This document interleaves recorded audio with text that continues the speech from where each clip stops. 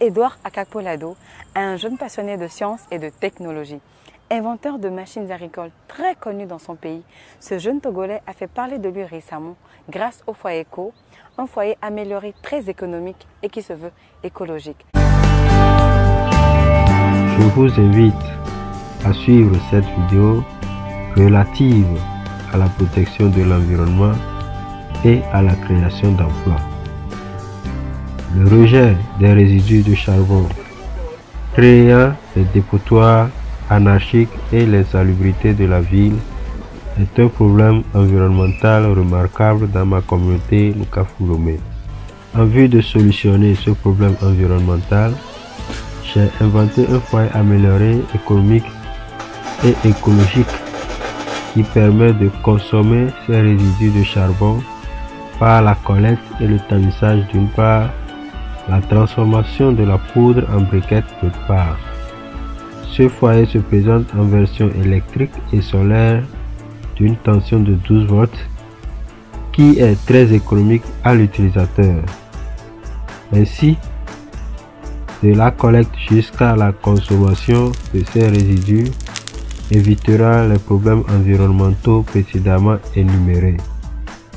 La collecte, le tamissage, la fabrication et la production du foyer créent des emplois dans la communauté tout en préservant l'environnement. Le foyer Eco est équipé d'une ventilation automatique ou bien d'un système de ventilation qui permet d'activer ces résidus de charbon pour vous. Lorsque vous utilisez le foyer Eco, vous préparez 3 fois plus rapidement que tout autre foyer actuellement.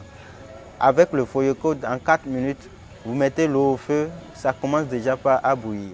Durant un mois, vous avez à dépenser juste 200 francs comme coût d'électricité. Même s'il est bien connu dans son pays, ces inventions ne sont pas pour autant commercialisées à grande échelle.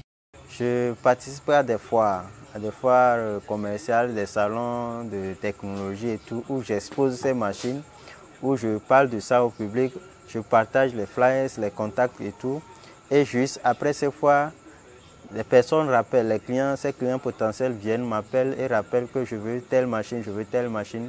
Et c'est sûr, puisque je n'ai pas un grand nombre de machines, c'est sur commande que je les fabrique des machines. Une situation qui ne saurait perdurer puisque le jeune entrepreneur rêve d'aller très loin avec ses bijoux. Je pense d'abord avoir des partenaires financiers. Non seulement ça, dans 5 ans, je veux que le Togo soit...